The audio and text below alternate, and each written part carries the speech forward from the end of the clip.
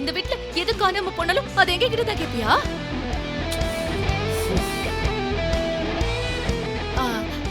தாலி காணாம போச்சுன்னா யார்கிட்டயாவது போய் கேளு.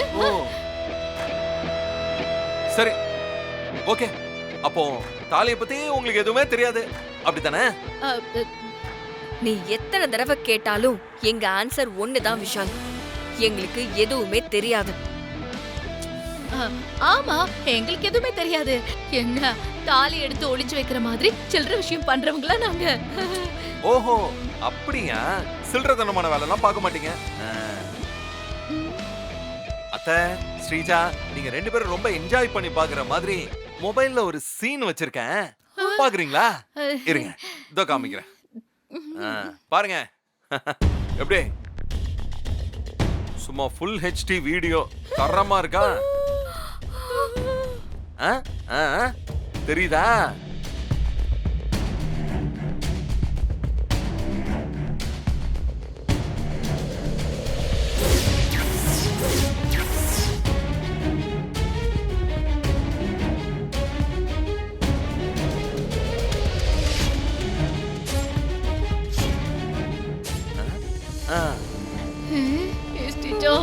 வீடே தூங்கிடுச்சுன்னு சொன்ன இவ எப்படி நைட்டோட நைட்டா வீடியோ எடுத்தா?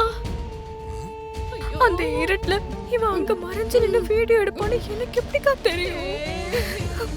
ஓஹோ, எனக்கு தெரியாம ஏதோ பேசிக்கிறீங்க. நீங்க பேசுங்க, ரிலாக்ஸா, நான் வெயிட் பண்றேன்.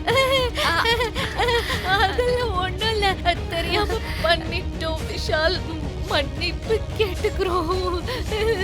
என்னத்த ஐயரு தாலிய கேக்குறதுக்கு முன்னாடி வச்ச இடத்துல இருந்து பத்திரமா எடுத்துட்டு வந்துடுறீங்களா? இல்ல நான் நேரா அம்மா கிட்டே போய் வீடியோவா போட்டு காமிக்கிட்டுமா? எப்படி வசதி?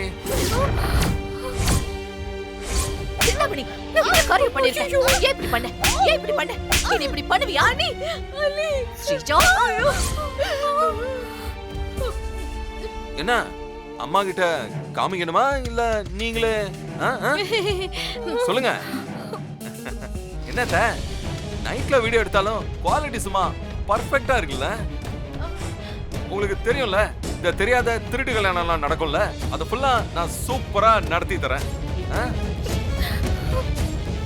இத பாருங்க, கடைசியா சொல்றேன், ஐயரு தாலியை கொண்டு வர சொல்ல இன்னும் 5 நிமிஷம் தான் இருக்கு. அதுக்குள்ள நீங்க தாலி எடுத்துட்டு வந்து என் கையில கொடுத்துட்டா ஓகே.